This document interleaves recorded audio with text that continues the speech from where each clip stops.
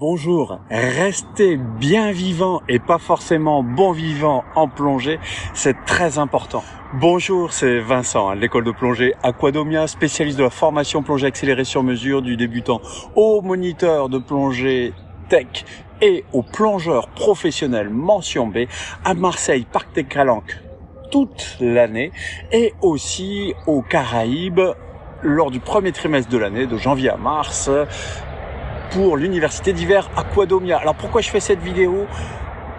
Rester vivant en plongée, bien vivant et pas forcément bon vivant.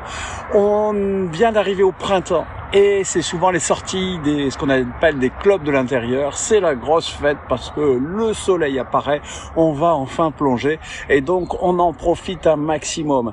Et c'est là que attention, être bon vivant n'est pas forcément la meilleure idée.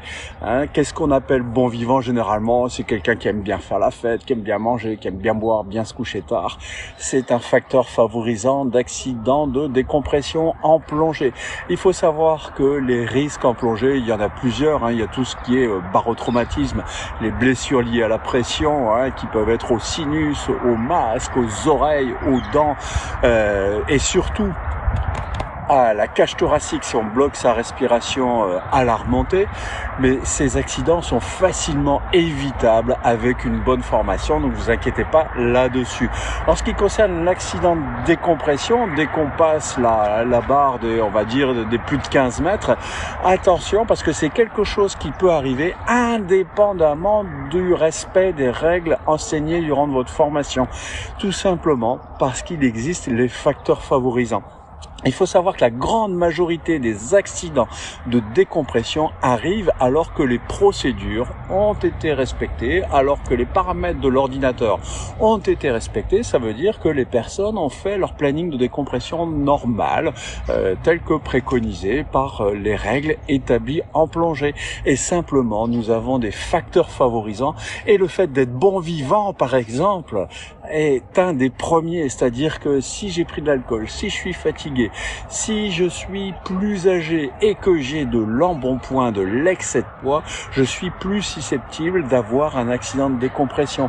S'y ajoute bien sûr la fatigue, tout ce qui est mal-être en général, tout ce qui fait que vous vous sentez pas bien, que ce soit physiquement, mentalement, ça va favoriser l'émergence d'un accident de décompression qui n'est pas systématique, heureusement. Mais qu'est-ce qui mérite que vous ne reveniez pas chez vous le soir et que vous passiez soit un moment à l'hôpital, soit dans le pire des cas, dans d'autres endroits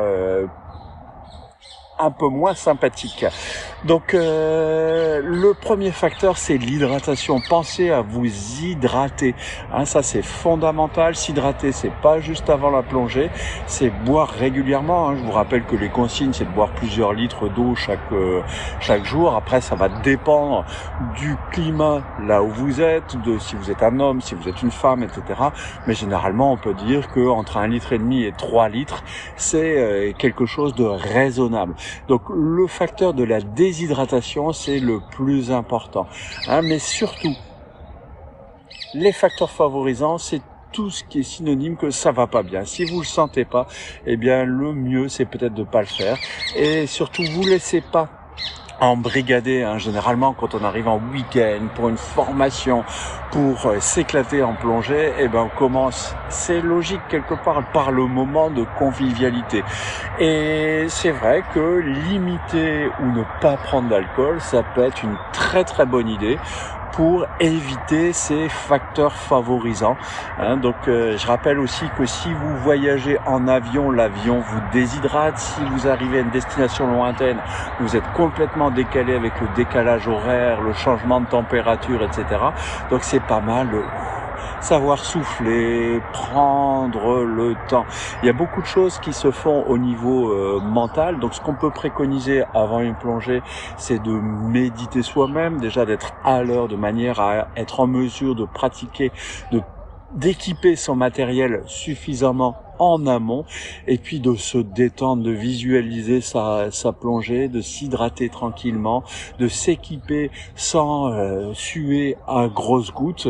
Et puis pendant le trajet, c'est bien avant la plongée de faire quelques apnées, poumon plein, apnées poumon vide, et aussi de se mouiller un peu avant la mise à l'eau, et une fois à l'eau de mouiller son visage de façon à mettre en place le réflexe d'immersion, c'est-à-dire qu'automatiquement votre corps, dès que vous mouillez le visage, va ralentir le rythme cardiaque, et tout ça c'est ce qui va vous permettre de faire une belle plongée.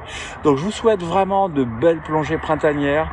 Ne faites pas trop la fête, attention vraiment aux facteurs favorisants, arrivez détendu, relâché, en ayant bien dormi, bien hydraté. Je vous souhaite de belles plongées. Si vous avez aimé cette vidéo, un petit pouce. Si vous l'avez pas aimé, je vous la rembourse, et je vous dis à très bientôt. N'hésitez pas à télécharger mon guide des trucs et astuces qui est en lien dans la description. À très bientôt.